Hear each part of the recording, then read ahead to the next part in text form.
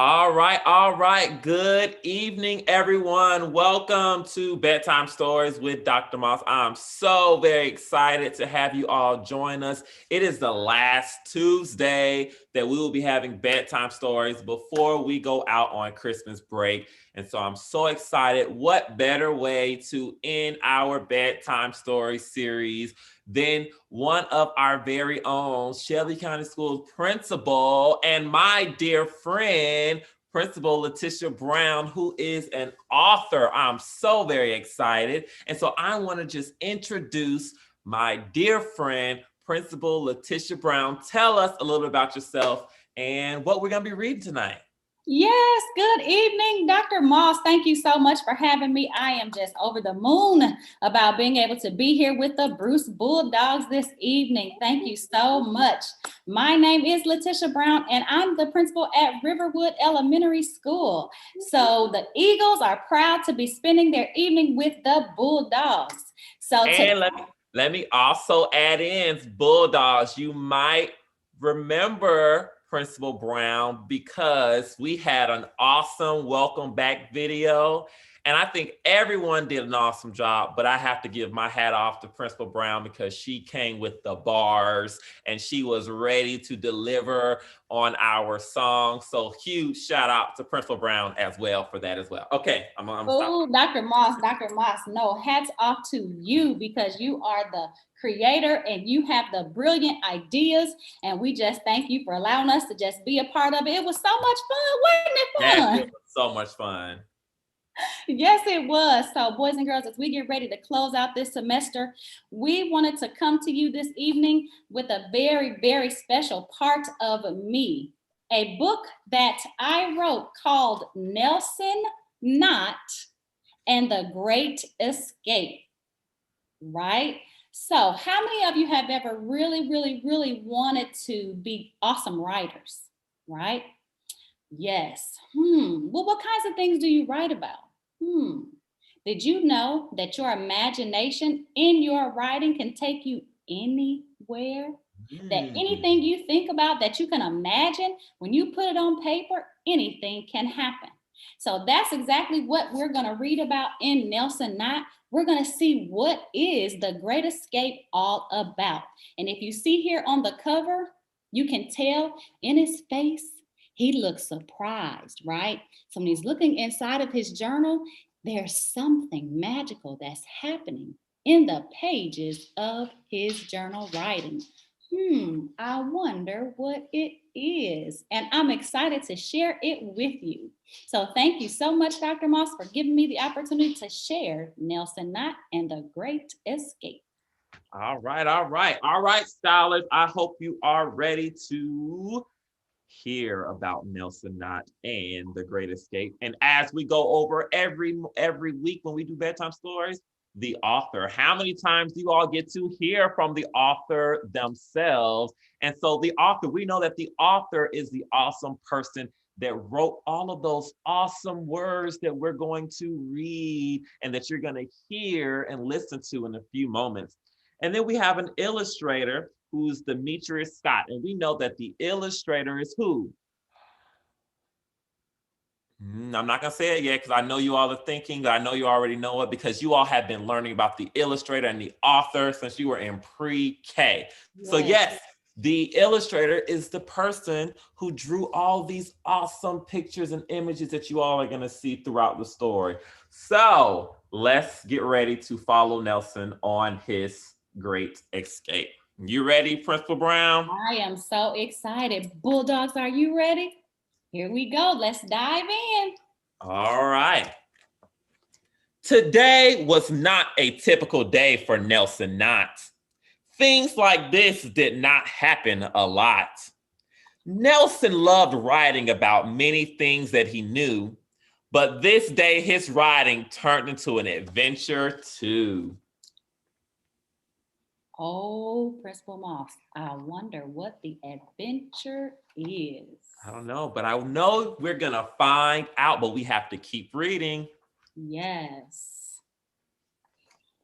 Here we go.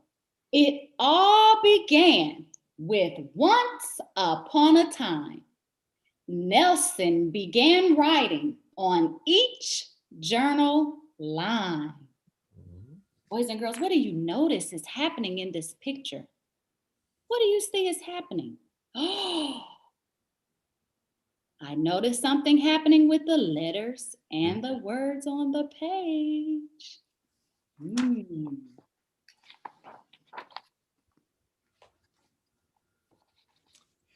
As letters and words began to fill up the page, Nelson slowly drifted inside of a cage. Ooh. So I know you all should also notice something. There's some rhymes that we hear, and I know our scholars have been learning about poems in classes in their Wonders curriculum. And so we're hearing words that rhyme with each other. So I wonder if we can figure out on this page. Oops, I just said the word. Wasn't trying to, but I was trying to figure out which words rhymed on this page. And page is the word, but what word rhymed with page? What word, boys and girls? Did you So, call it out? yes, if we substituted the P with the C, it is cage. So, page and cage rhyme together. Awesome, awesome job.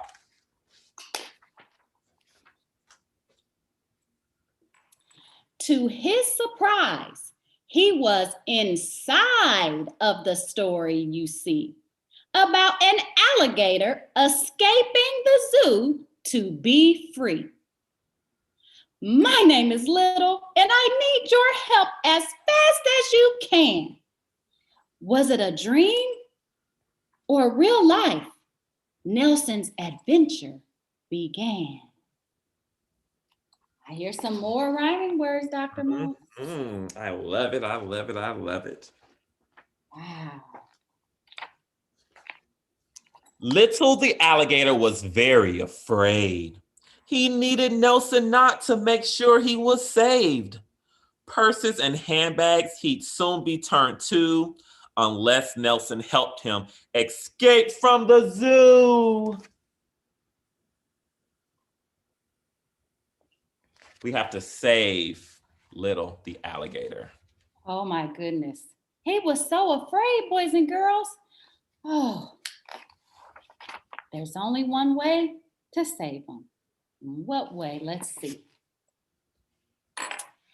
How can I help you escape from the zoo?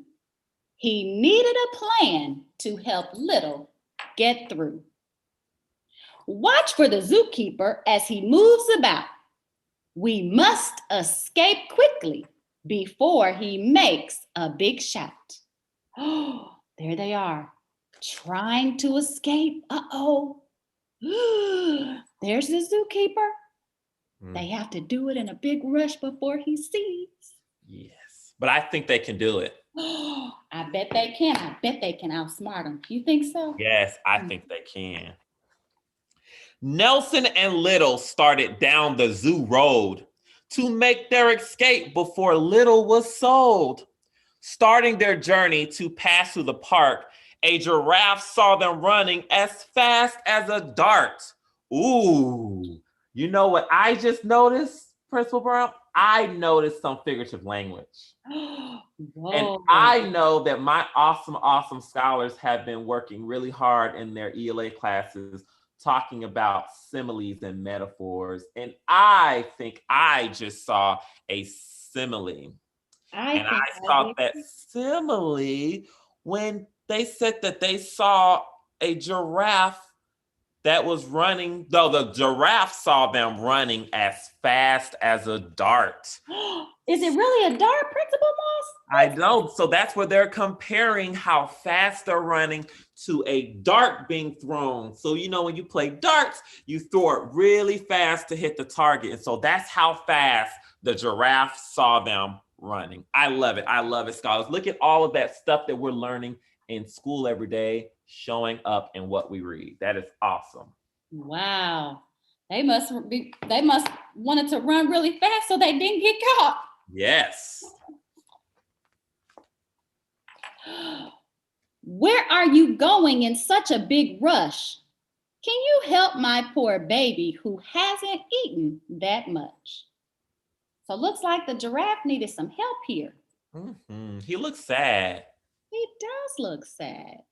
I And would be I know, sad too if the baby didn't eat much. yes, and I know that Nelson wants to help. I know that we will all want to help. Because it's so important that we help others, whether that's in the community, in your home, no matter where you are. Helping is very important. Yes, yes, yes. So Nelson and Little had no choice but to stop to help the baby giraffe who hadn't eaten a lot. We want to help the giraffe because Yeah. everyone wants to be fed. I know that when I don't eat, I don't feel very well and I'm not in the best mood. And so we want to make sure that the baby giraffe feels great, and he's going to feel great when they help him get some food. That's right, because we all know that in order for things such as live animals to continue to grow, they have to have their needs. And that is also a need: food and water. Nelson continued to write using his paper and pencil. Just then, he heard Little with a whisper. We must go soon or we will get caught. I must write about food in my journal, Nelson thought. On the page, he wrote about fruit and he wrote about leaves. He wrote about the baby giraffe eating them off of the trees. Oh, look at that. Mhm. You mean he wrote them inside of his journal? Oh, and just like that, he was able to help the baby giraffe. That is so awesome. I'm so happy that Nelson thought of a way to help the baby giraffe get some food. And now he has apples to eat. And we know an apple a day keeps the doctor away. That's right. That's right. The giraffe thanked them both as they continued with their plan to escape from the zoo as fast as they can. It looks like Nelson and Little are ready to run, run, run. They're in position. They are ready to move as fast as they can. And what was that simile again, boys and girls? As fast as a what? Do you remember? Yes. As fast as a dart. Yes. All right. So they kept on their way through the zoo before night, just when a lion saw them with his keen eyesight. What kind of eyesight do you think a lion might have? He must have great eyesight, Principal Moss. Yes, he's sharp. He can see everything. He has 20/20 vision. Get it? 2020? We're in the year 2020? Okay, maybe not. I like it. I got it. I tried to do something there, but maybe not. It's okay. I got it. Where are you trying to get to so fast? Can you help me get water before you go past? Nelson and Little couldn't help but to pause. To help the poor lion was a very good cause. So once again, we see there's another animal in distress, and distress means they needed help. So we now see, if we recap and we remember, the giraffe needed some help. And so we wanted to help the baby giraffe get some food. And so now we see that the lion is trying to get some water. And so now we're going to see if Nelson can help. Nelson and Little. Let's see. Just that quick, Nelson thought of a plan to write about storm clouds raining water into a lion-sized pan. Then he heard Little say, we must move quick. To escape the zoo was no easy trick. Whoa, a lion-sized pan? Woo, that must have been huge. Big, very, very, very big.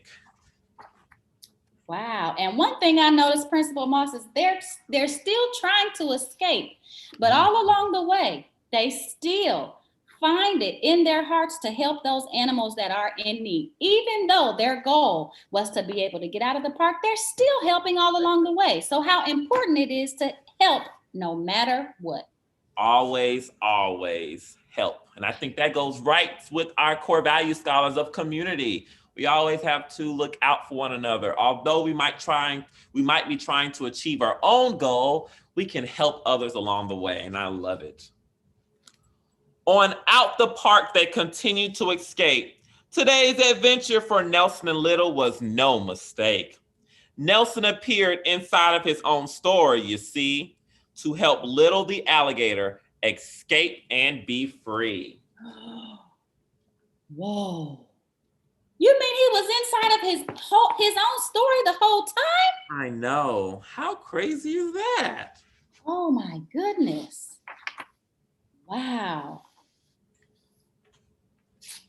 Just like that, Nelson returned back to his room. He began thinking of his next adventure. He knew it would come soon. Nelson continued to write about all of his favorite things. No matter the adventure his writing would bring. To live inside of his story, his very own story, was special and new. What will be the next adventure Nelson shares with you? Oh, you mean there's another adventure coming? There's another one coming, and I cannot wait to know what is the next great escape that Nelson, Knott, and Little go on. Wow, will it be another journal writing? Will Mhm. it be another Principal Moss? I bet we can ask the boys and girls, what do you think his adventure will Ooh, be, and get some predictions, because I yes. know we've been working with predicting. Yes, Hmm. I love it. We can make some predictions and some inferences based on what we just read. I love it. And we can also use our imagination and creativity to think of our own adventure that we can all go on, because each and every one of you scholars have the ability to go on your own great escape by using your words and letting yourself travel through the words and travel the world using your imagination. This is awesome, awesome, awesome. Thank you so much for allowing me to read with you this evening, boys and girls. We hope that you enjoyed the story and that you were able to make a connection with the character, because just as Principal Moss said, no matter what it is you dream of, no matter what your mind can dream of, if it's something that you want to do, you can do it. So let your imagination soar and go wild and set your dreams and your goals, and you will follow them. So thank you so much, Principal Moss, for having me, and I hope you enjoyed tonight's story. Yes, I absolutely enjoyed this bedtime story. I'm just going to be very, very, very honest. This might have been my very, very, very favorite bedtime story ever. And we've been doing this for a very long time. And so I want to thank Principal Brown for joining us. And if you all enjoyed this story, I'm going to give a shameless plug for Principal Brown to please, please, please go ahead and cop some copies of this. You can purchase it on Amazon now. So look it up, Nelson Knott and the Great Escape. Order some copies, support Principal Brown. It is an awesome, awesome book. And remember, scholars, to continue thinking about your own great escapes and where you want to let your imagination allow you to travel in the future and in the days to come.